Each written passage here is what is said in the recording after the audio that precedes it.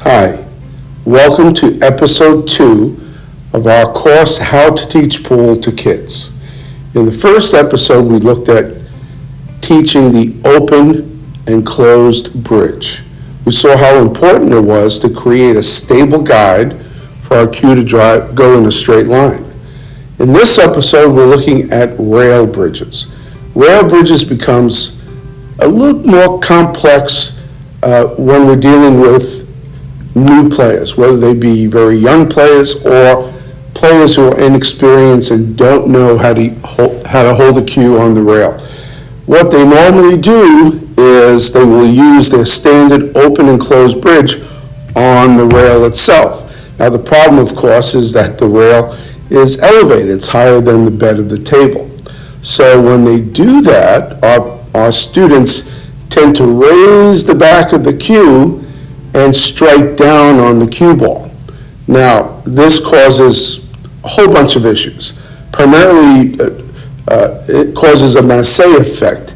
The cue ball starts to curve to one side and swerve back towards in the other direction, and hitting in a straight line becomes very complicated. What we need to do is learn ourselves or teach our students how to keep that cue stick fairly stable, fairly level. You might have to elevate a little bit so as not to miss cue, but you want to keep the cue stick as level as you possibly can while making a shot. And we will look at a couple of different ways to do this. First, let's take a look at what you might see when you walk into a pool room or you have a new student come in. Let's look at some typical ways people who are just learning use a bridge while they're on the rail. Let's take a look.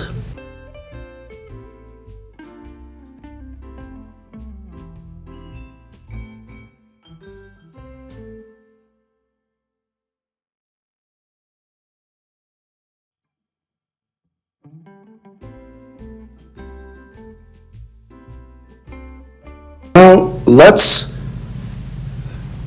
figure out how we're going to teach our students to keep that cue stick as level as they possibly can so that they're not creating any kind of masse effects, that they're able to shoot in that straight line. Let's bring in some of our students and see if we can go through this with our kids. We're going to talk a little bit about rail bridges. What's the biggest problem that people have when they use the rail bridge? They pick up the back of their cue, right? They pick up the back of their cue. And what happens when we have the back of the cue jacked up? What? It's not stable. It's not stable, and we also have a masse effect. In other words, the cue ball, unless you hit it right down that center, the cue ball will squirt to one side, will move to one side, and then curve to the other side. And then are we shooting in a straight line? No, we're not shooting in a straight line. We want to keep a nice stable bridge on the rail, keep us in a straight line, right? And keep the cue stick fairly level. We might need a little bit of elevation so we don't miss cue, but we want to keep the cue stick as level as we can. So we have two main bridges that we're going to use, the rail and the extended rail bridge. Okay? Who wants to put a couple balls on the table? And who wants to show me a rail bridge? Let's go back. Let's come on this side of the table.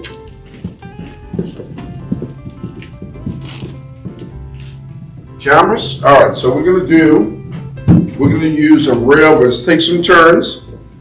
So the rail bridge we use when the cue ball is, these are all cue balls, when the cue ball is off the rail, but there's not enough room between the rail and the cue ball to put your hand. So let's go. Derek, you want to explain let's explain it. Our rail bridge. It's a very simple traditional bridge where the cue is placed right on the cloth of the cushion. The thumb is placed alongside the cue, There are no fingers underneath the shaft. It's simply placed alongside the cue as a guide, keeping the cue stick as level as you can. That's step one. In step two, the index finger is placed over the shaft. This minimizes any visual obstruction, and it guides the cue on both sides of the shaft by the thumb and by the index finger. This is a very old traditional bridge, and it's very, very effective. All right, Dale, show us how you would make a rail bridge. I put my hand down, and then I put my thumb next to the cue. Yeah? And I put my pointer finger over, and then step back. Okay, show us again. What's the first step? Hand on the rail, thumb next to the cue. Yeah? And put your pointer finger over, and then shoot.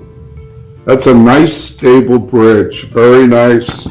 Okay, everybody, show me. Everybody take turns. I want to see everybody make a nice rail bridge. Everybody right on the rail.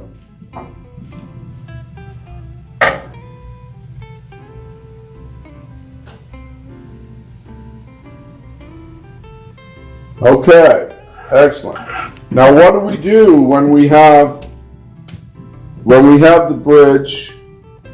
Suppose the ball is on the rail. Now we need an extended rail bridge. Okay, Keely, you want to show an extended rail bridge?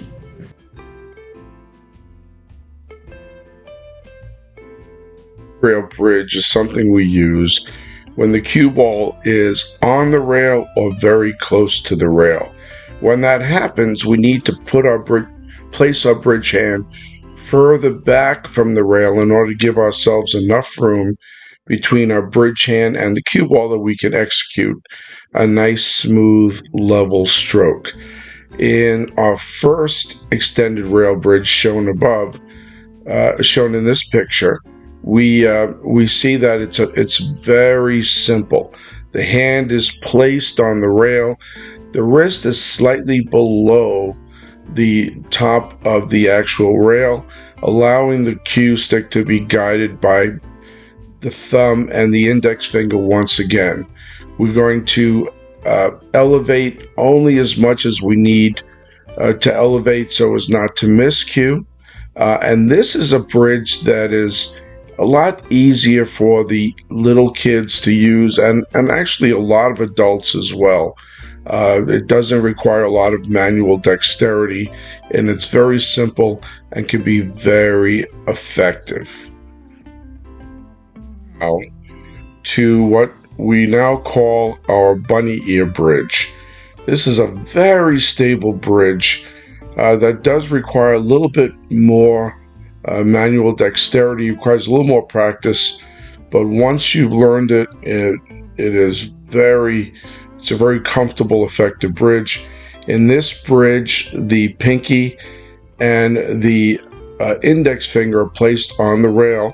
The middle finger and the ring finger are placed alongside the back of the rail, and the cue is guided by the thumb and the index finger as much on the rail as possible, elevating only as much as needed so as not to miscue. We call it the bunny ear because of one of our students. Let's go back 5 years ago, before we go back to our current students, and let's meet Tiana, who's now a junior at MIT. When she was a high school student, and I asked her to explain the bridge. Now we're going to go and we're going to begin a very simple drill alternating between the two rail bridges that we just learned, the extended rail bridge and the regular rail bridge. Now, Tiana, how would you explain the extended rail bridge? So for the extended rail bridge, I always think I'm going to make bunny ears with my second finger and my pinky. That looks like a bunny. And then when I put it down on the rail, I keep my bunny ears out, and then I put my other fingers underneath. And then I put my cue in between my second finger and my thumb. Okay, so we can rename that the bunny ear bridge, I guess. All right. Keep it in. Like Okay, where you're going to bench on the side of the table. okay. Your cue. That's one. You got a nice, pretty level. How about little bunny ear bridge? Let's try that. Want to try it? You remember that? Try it. Let's go. So you have little bunny ears, I guess. and you Okay. put them here. Wait, That's right. that was right. And you With not your thumb, without your index finger next to it. Put your index finger, but don't have the cue on top of it. No, next to it. Oh, I was like here, right? Yeah, that's right. And then Okay. Let's try that again. Let's try it again. sorry. Go ahead. Okay, so you're gonna make bunny ears. You're gonna set them on the table. You're gonna put your cue stick where your thumb and your pointer finger is. Mm-hmm. You're just gonna shoot. Very nice, very nice. Okay.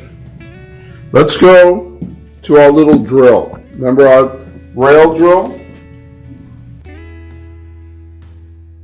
The rail drill is something I created many years ago in order to help my students acquire muscle memory and the dexterity needed to quickly and comfortably execute rail and extended rail bridges.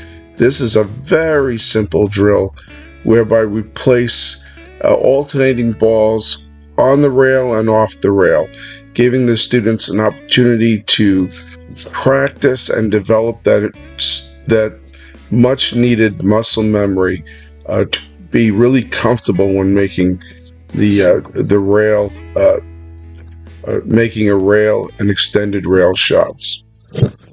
So let's set up a couple. Let's do them. One rail, one extended rail. Okay. Let's have a couple. Let's get a couple more balls on the table. Let's get two people on this table.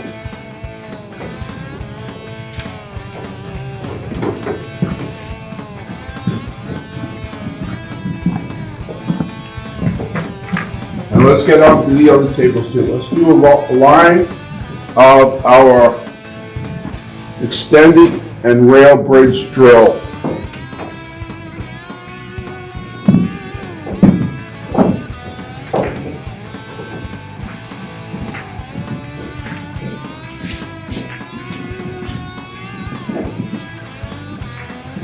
Very nice.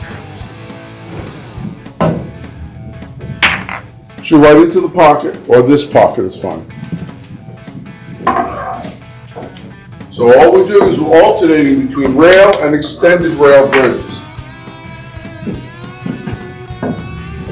And why do we use an extended rail bridge to come back? To give us a little room to use our pendulum stroke, right? We need a little room. Step back into every shot. Don't forget everything else we know.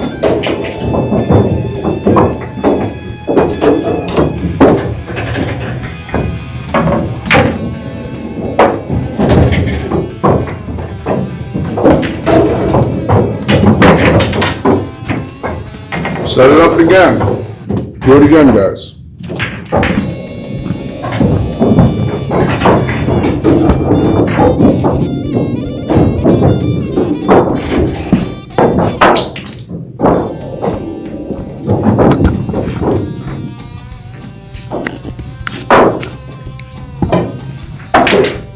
Hold on a second. Set that up again. Do that again, Darren. Look pretty good.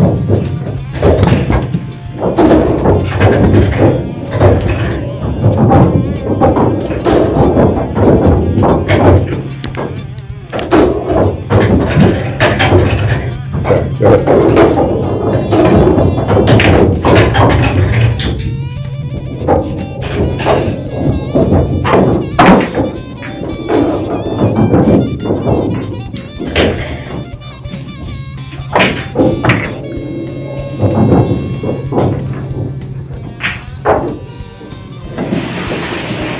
We're alternating one extended and one rail bridge, alternate. We're gonna build up some muscle memory. So it's nice and comfortable, it's a habit. You don't have to think about it. Cue stick, keep that cue stick fairly level. Good, very nice, guys, very nice. No fingers underneath the shaft of the cue. Okay, show me again. Let's go. Show me again. That's it. Nope, not underneath the next one. That's it.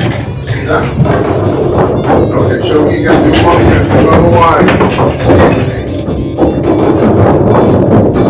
One more line.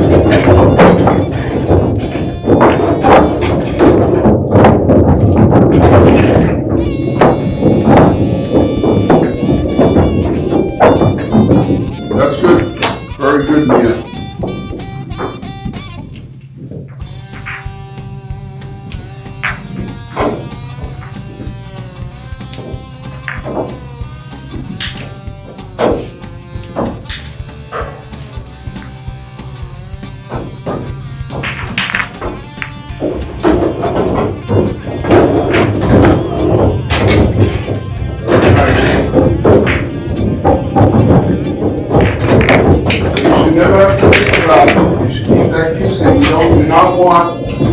Underneath, right? You don't want to jack up the back of that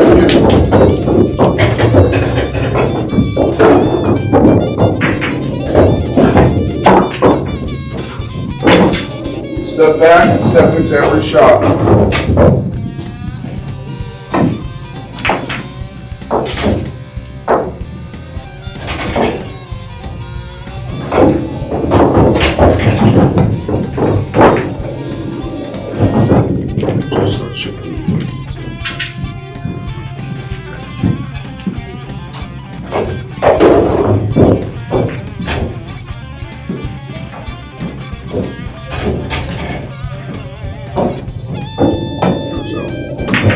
That means is instead of bending this, we bend the front leg, keep the back leg straight, the front leg, so that you have balance in both.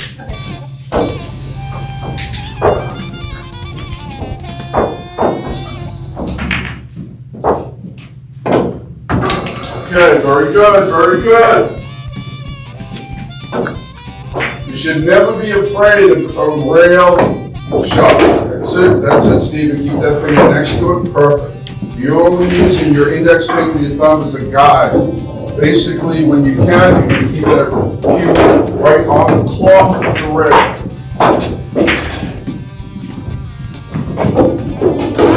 Very nice.